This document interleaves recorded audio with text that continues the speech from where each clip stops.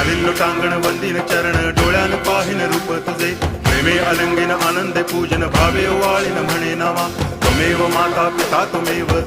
बंधुश्च सखा त्वमेव विद्या तरुणं त्वमेव सर्वं मम देव कायेन वाचा मनसेन्द्रियैर्वा बुद्ध्यात्मना वा प्रकृति स्वभावात् करोमि यद्यत् सकलं परस्मै नारायणायति समर्पयामि अच्युतं केशवं रामनारायणं कृष्णदामोदरं वासुदेवं हरि गिरिधरं माधवं गोपिकावल्लभं जानकीनायकं रामचन्द्रं भजे हरे राम